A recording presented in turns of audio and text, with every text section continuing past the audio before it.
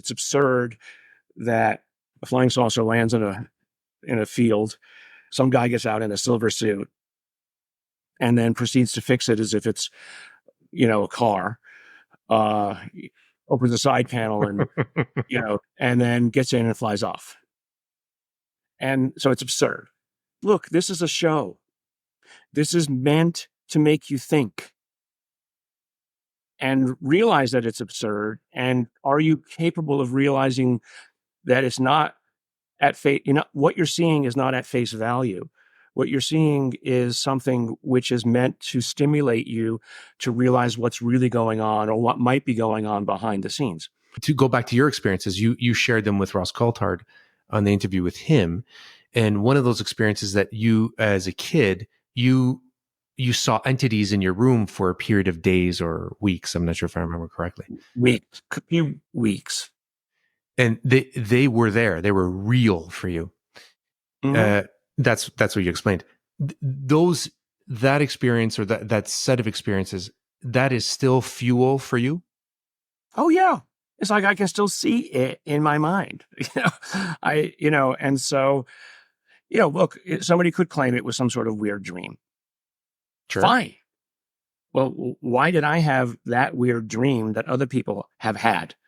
Mm-hmm. And relayed the thing. And it wasn't until literally 20 years later that I came upon the explanation for what it was, even though it had always been in my mind, from the year 10 on, it was never anything that I really ever thought about.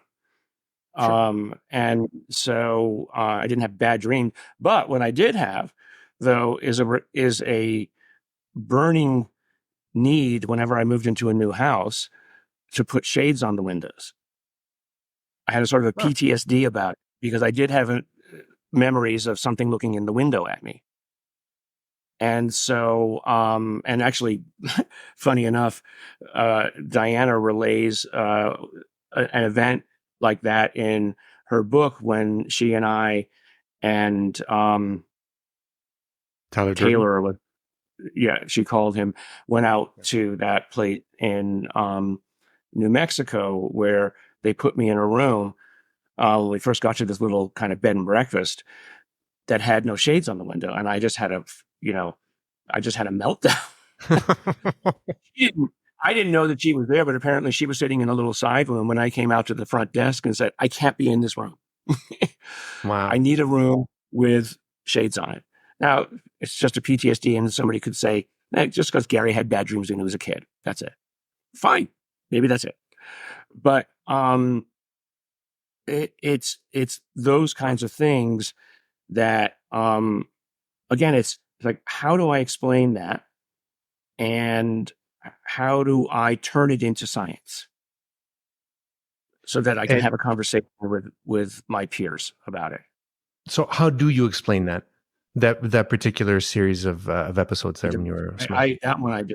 That's actually the only way I explain that is by explaining all the other things first. Because it's just too weird to me. It's just like, I don't have an understanding of why things like that would show up in little boys' bedrooms. Sounds creepy to me. Yes. Yeah. I mean, sure. And that, of course, explains the PTSD. As a kid, and I don't think I was any different than anybody else, I was always spooked out by being followed up the stairs or followed down my hallway at night. I just run right into bed, and I wouldn't think about things that would creep me out. But if I did think about things, I did imagine things, I would feel like I would create them and they would appear. Right. I mean, that's, right. Or you, yeah. So you said at a conference, the SALT conference, which I thought was curious because it was a more an investment-centric type conference in New York. But it felt like the crowd there was very eager to hear about your experiences and your thoughts on this kind of subject. And at one point you said, I'm just going to read it out for a second here. You said, when the host asked you, what is it? What's happening? And you said, I think that it is an advanced form of intelligence, something that we don't understand that is using some sort of intermediaries that are put here, I think you said here, as an intelligence test. So can Hmm. you see what's in front of you for what it really is? Right. Uh, And what it elaborate. really is means, what it really is means what's behind it.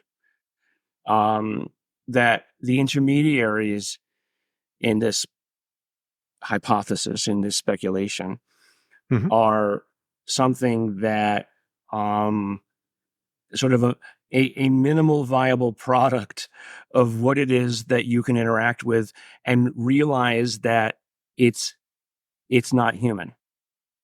Realize that it is evidence of something that is not you. Evidence that it is something of a profound something behind the scenes. But taking on what Jacques Vallée would say, because I remember reading his books before I'd ever met him. Jacques uses the word absurd a lot in his discussion of um, people's experiences and things that they've seen. And, example is it's absurd that a flying saucer lands in a field. Um, some guy gets out in a silver suit and then proceeds to fix it as if it's, a car. Uh, Opens the side panel and twiddles with it, and then gets in and flies off. And so it's absurd. It's absurd that sometimes the occupants walk up to the door of the farmer and say, "Can I have a glass of water?" Sure. And so what his interpretation, and he's just brilliant, is look, this is a show. This is meant to make you think and realize that it's absurd. And are you capable of realizing that it's not at face, what you're seeing is not at face value.